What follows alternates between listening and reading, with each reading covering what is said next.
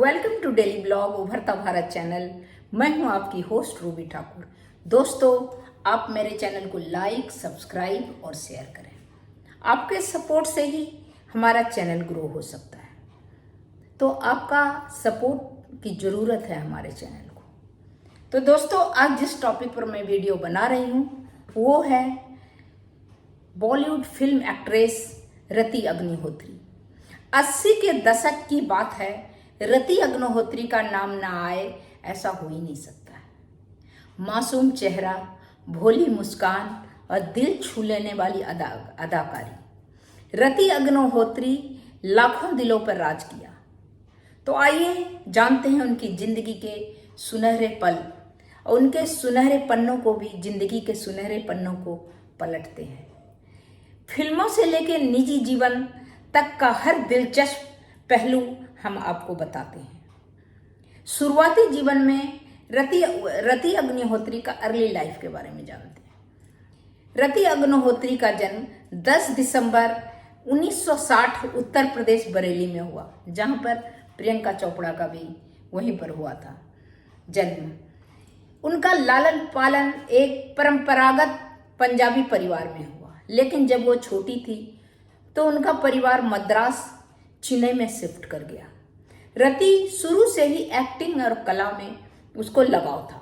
फिल्मों में, इसके बाद उन्होंने फिल्मों में एंट्री लिया। साउथ की कुछ फिल्मों से उन्होंने शुरुआत की।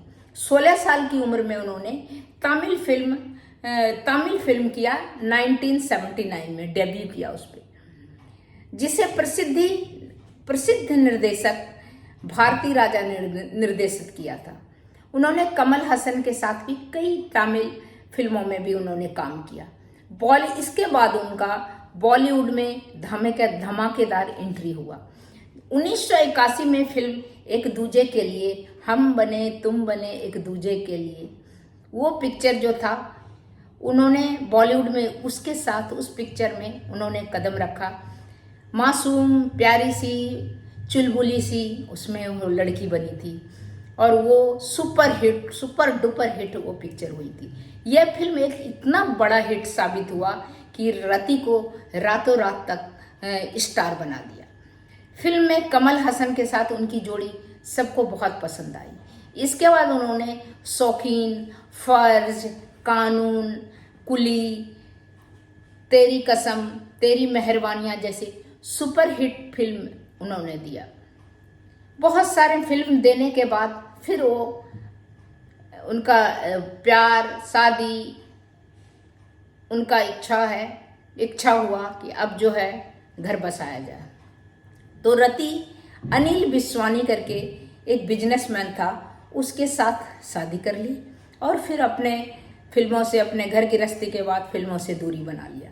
उनका एक बेटा है तनुज बिरवानी, जो एक्टर है और वेब सीरीज में भी काम करता है। लेकिन शादीशुदा जीवन में कई उतार चढ़ाव आने के बाद उतार चढ़ाव का सामना करना पड़ता है, क्योंकि वो लोग हीरोइन सब जो है उनका जो इतना फ्रीडम रहता है, इसके बाद शादी के बाद बंध जाने के बाद बहुत मुश्किल हो जाता है। इसीलिए आप देखिए बहुत से हीरो हीरोइन का लास्ट में 50+, 60+ तक में भी रिश्ता टूटता है, जबकि आम आदमी का, नॉर्मल आदमी 50-60 होता है तो लोग सेटल हो जाता है। जितना भी लड़ाई झगड़ा उथल पुथल करके लाइफ, शादी का लाइफ सेटल हो जाता है, बच्चे बड़े हो जाते हैं, फिर आपस में एक दूसरे के साथ अच्छा ट्विनिंग हो जाता है।